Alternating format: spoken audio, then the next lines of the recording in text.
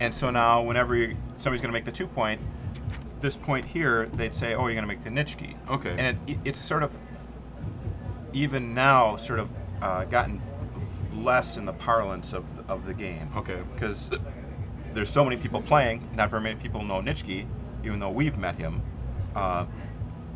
You know, actually, maybe I'm confusing it with somebody else, because Keith was telling me how he was kind of a psychological player too, and would call his rolls coming out of the cup. Yeah, and that's fine, but that's what the Nitschke. That's where the Nitschke point came. Nitschke point. Okay. You know, and actually, with the computer,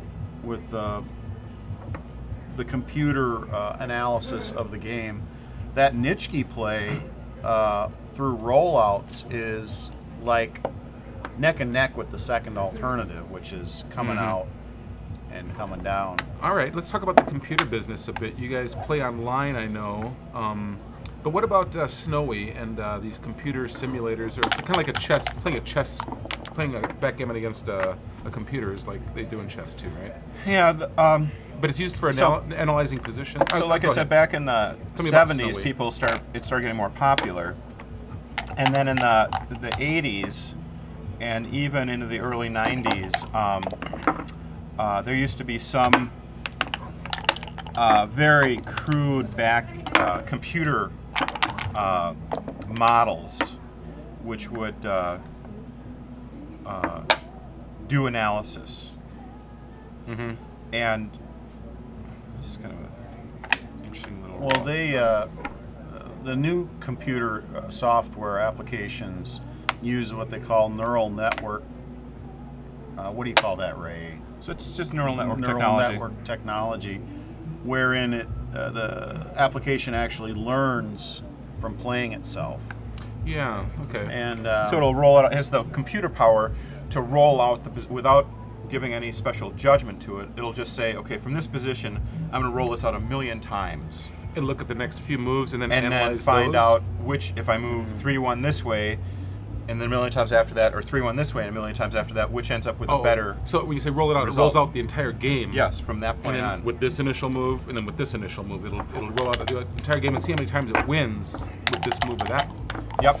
So it analyzes each move. And it's kind of like looking at the butterfly effect and putting the numbers to it, wouldn't you say? I mean, one little play, like right now, you're making a play that is going to affect the rest of your game.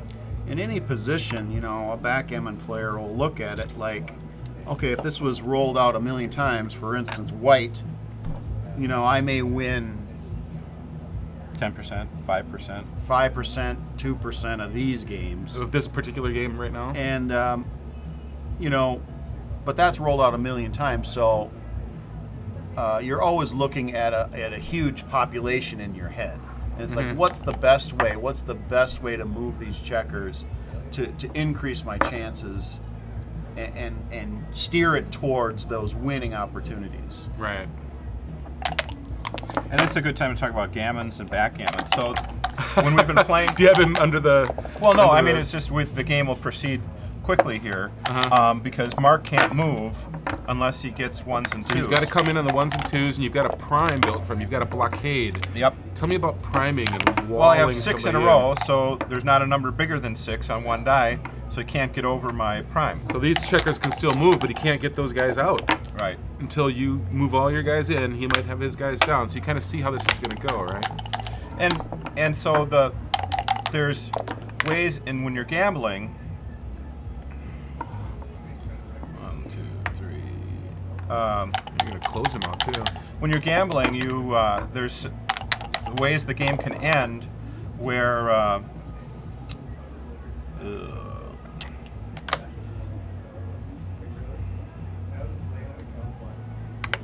so here you roll double 4s, but double 4s are kind of bad for you here, right? Is because it gives you some they're awkwardness. not that bad. I have a pretty good position, so there's very little that'll be bad. But you had to leave it like a 6-2 for him, or no, he couldn't. They'd have to both come in at 6, wouldn't they? Yeah, because there's 2 up there. Yeah. So 1, 2. Yeah. So if the game ends and he still has nobody off, so I have all my guys off, and he doesn't have anybody off, then the stakes get doubled. That's called a gammon. If I have all my guys off and he still has guys any man in his home court? home quadrant, it's worth 3 times the cube, which would be 12 points. And that's called a backgammon. Okay. So a gammon is when you got completely off and he didn't get any of his guys off. Right. And a backgammon, not only did he not get any guys off, he still got guys way, way back in your home court. Exactly. Backgammon. Very good. So you see gammon potential here, am I right? Well, and sometimes when you talk about risk-reward scenarios, you make an extra risky play just because it may get you that extra gammon or backgammon potential. Nice. So now he is past all my guys, so there's no more contact, and the only question left to be resolved here is Mark going to lose 1 times the value of the cube or 2 times the value of the cube? And we went over an interesting spot in the game here where you had your home court filled and you prevented him from coming in on the bar. Yep, he was closed out. So now we could say contact is lost. You're not gonna, the chips aren't gonna contact each other. It's just a matter of bringing them home. Mark is bearing off, or you're bearing off. You're almost done. Mark is trying to come around and bring these guys in. It's mathematically impossible, isn't it, for him to roll? Even double sixes aren't gonna. Well, just keep playing it, but I can't get off. It's not possible for me to get off a gammon. So I get gammons. There you go, you bitch. All right, so you told me about the Jacoby rule. Talking about match play, how does a tournament work when you're playing for money now, and so you're keeping a little tally of, you just lost 8 points, is that right? Yep. And you're playing for 10s, is that right? You guys are high rollers. What kind of stakes have you seen when you play in Vegas? What's the entry to a tournament? What's the... Well, Vegas is not where I've seen the highest stakes money games. Okay. Although there are tournaments all over the world. Any weekend, anywhere, there is a tournament going on. And I get another one of these. Thanks. But the biggest games I ever saw, there was a guy named Harvey Huey, who was a billionaire from a hotel guy from Texas. And he was somebody who played the game, who just loved to play it. But because he had the money, he wanted to play with the best people in the world. Wow. He didn't care if he lost. Wow. He just wanted, it's like, if I was gonna, I just love the game of baseball, but I wanted Nolan Ryan to pitch to me.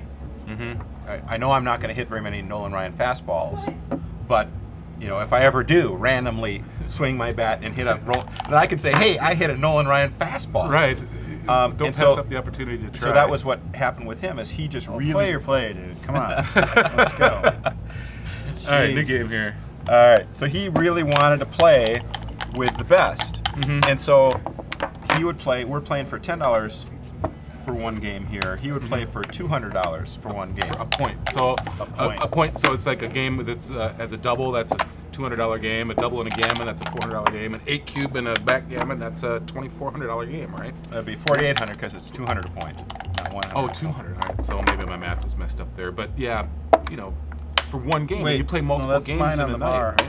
I bounced on your damn 1-point board. All right, so where's this guy? There. Okay. Legal moves only, guys. All right, so 1. We'll start there. So this Harvey Huey, he was kind of a high roller and somebody it sounds like he'd be fun to play. Was he in hotels, or did he? Yeah, I think he has a hotel chain or something. Oh. But what happened is, he would go to these tournaments that we just happened to go to, like in Chicago or wherever, and he'd want to play the tournament, but there would be people that would travel to the tournament only to play with him. And so they would wait for him to get knocked out, and then there'd be this huge game that would play, and it would start Friday when everyone got there, and keep going until Sunday. And so people, that was their living. That was how they made their living. Wow. Was playing backgammon against this guy. He kind of had his BG entourage. And he would, there'd be weekends where he would lose $20,000, $30,000. And then there'd be this crowd of 6 or 8 people that would always play with him. And one weekend this guy would make 10 grand, this guy would make 5 grand or whatever. But some weekends, those guys would lose